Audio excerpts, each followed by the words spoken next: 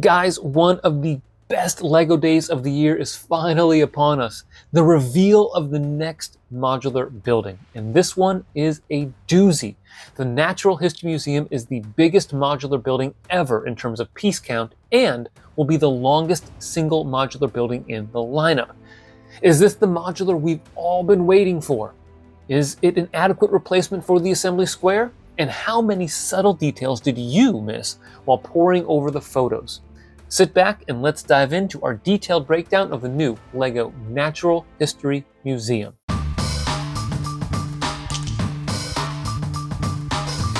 I'm going to split this breakdown into 3 sections: aesthetics, techniques, and pieces.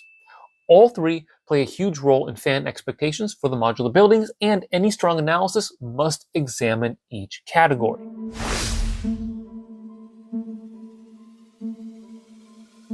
The museum was designed by Chris McVeigh, who also designed the police station modular, the Atari, this year's Winter Village set, and the Himeji Castle.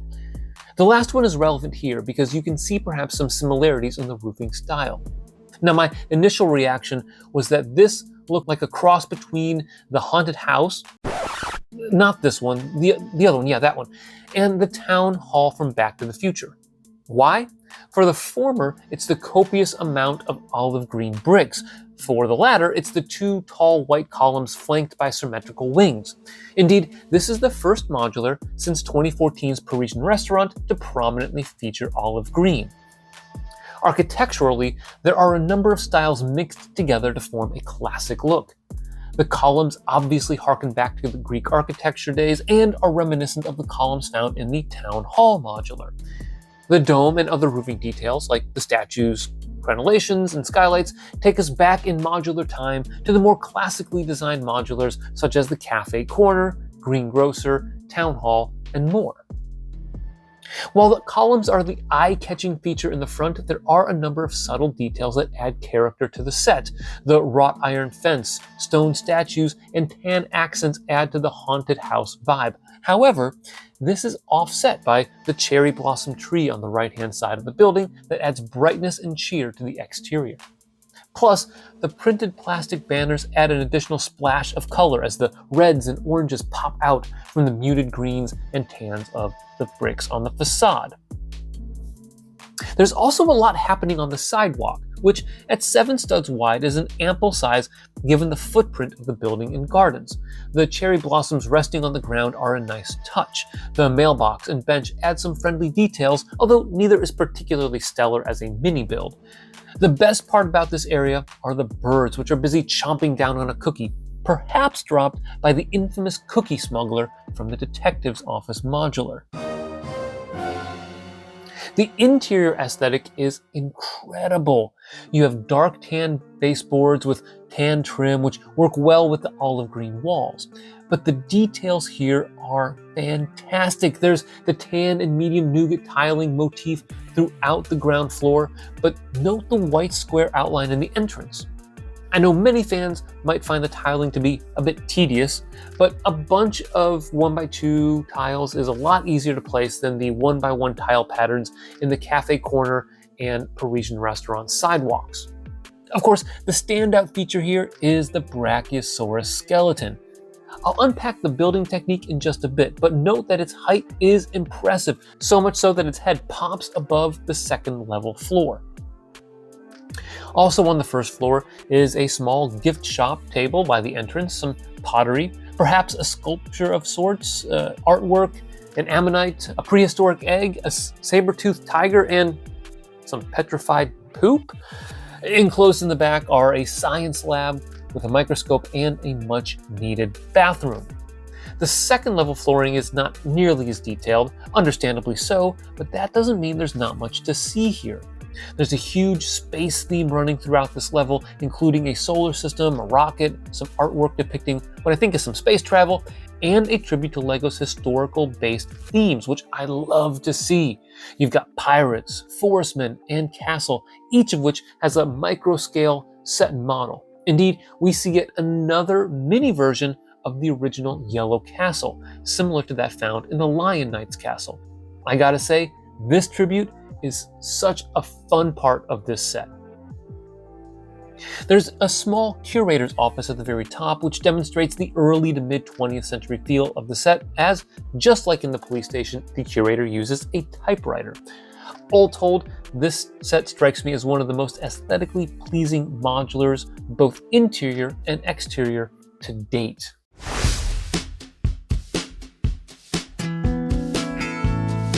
Modulars are designed to look good, to look impressive on a shelf and on your modular street, but they don't look so good by accident. Having built some custom modulars myself, I can attest to the challenge of trying to make something complex look simple and easy to achieve. In this case, there are a number of insane building techniques that you may have missed at first glance. Let's start with the columns, which are built differently than those found in the town hall. In that set, you used a ton of 1x1 bricks with studs on 4 sides, some door rail pieces, and 1x8 tiles. Here, though, it looks like we're using some red snot bricks. Now, I don't have a good view of the back of the column, but it may be attached to the main building at a couple different points for stability purposes, particularly at the top. But I'm fairly confident that's where the connection point is, because the base of the column uses a 3x3 round tile, unless there's a new 3x3 round jumper plate for 2024. Let's talk about that Brachiosaurus, which looks like a blast to build. The feet make use of the white fez pieces. The legs, tail, and neck are pretty straightforward with 1x1 round plates with a hole, clips, and bar holders with handles. The spine uses what I think are 1x1 snot bricks with 4 studs on the side with 1x3 rounded plates in which you insert these lipstick bars and white bananas. The skeleton isn't too crazy of a build, but very reminiscent of fun builds that you see in some of the other modulars or even the botanical sets that are really popular. Now, okay, can we talk about those stairs? Check them out. Chris McVeigh's first modular, the police station, ingeniously used facet bricks for the stairs. For his modular sequel, he uses 2x2 and 2x1 45-degree double slopes in medium nougat placed at an angle, which creates that 90-degree look for the stairs.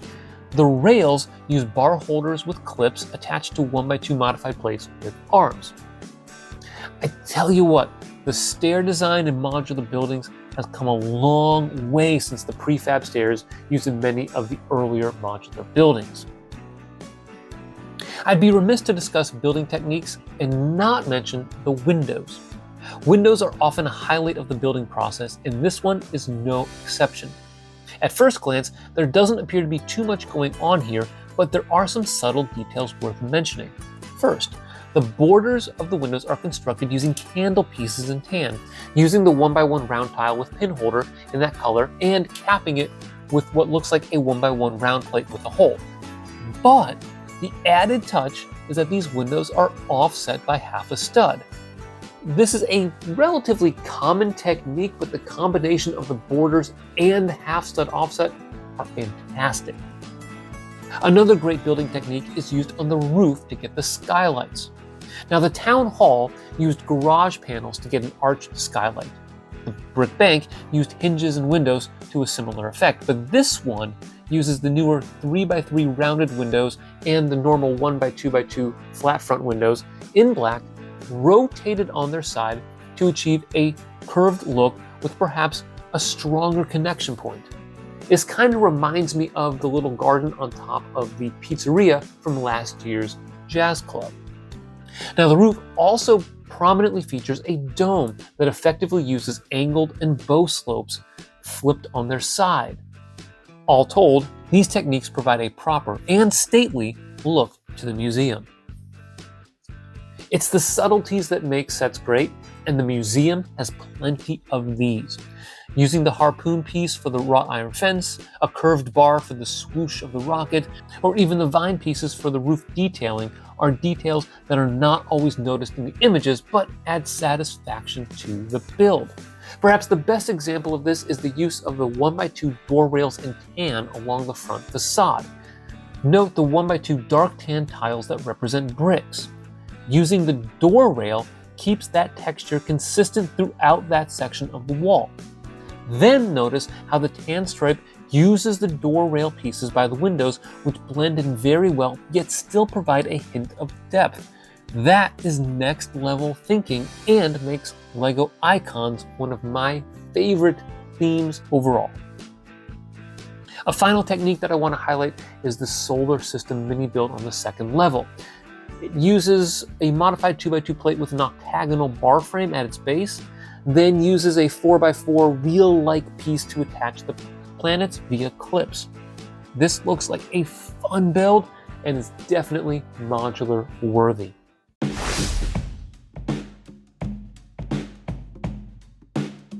Unsurprisingly, there are a ton of great pieces in this set. After all, it does come with over 4,000 in total. Some of them are new colors, others are rare pieces. So which one jumps out to me? First, the olive green bricks are so useful. There are 1x1s, 1x2s, 1x4s, and 1x6s. I obviously can't count them all, but I'm curious to see if the final number rivals the 400 plus bricks from the haunted house. Plus, there are at least 48 profile bricks in olive green, which makes their first appearance since 2020 and fourth time overall. Then you add the 1x5x4 arch in this color, which is brand new, and we're getting 10 of them in this set. We're also getting some new pieces in white, like the plant stem with bar and 3 leaves piece, and the 1x1 star piece. The museum tile is white and printed, and I also like that the banners are also printed, so yay for no stickers. The 1x3 round plate and banana in white are making their third appearance overall. The tan candle pieces mentioned earlier have so far only appeared in the new Hogwarts castle, which only had 7. The museum contains at least 64. Also, if I'm right that the windows around the borders use the 1x1 round tile with the pin holder in tan, it will be the first time we see that piece in the color. The same holds for those 2x2 and 2x1 double slopes in medium nougat used for the stairs. The dark green ingot makes its 5th appearance overall, and the curved bar piece is new this year, appearing in just 5 prior sets. The pumpkin in dark orange makes its 3rd appearance, and we're getting those 3x3 curved windows in black for the first time, and guys, we are getting 16 of them.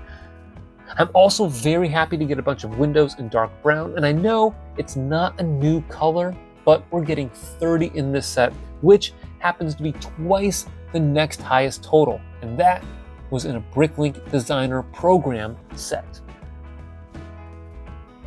Minifigs don't play a determining factor in my LEGO purchases, but I'm still excited to get my first minifig with a prosthetic leg. We're getting the statue torsos from Rivendell again, and a nice French bulldog. Overall, we're getting 9 minifigs including the statues, which is aptly tied with Assembly Square for the most in a modular set.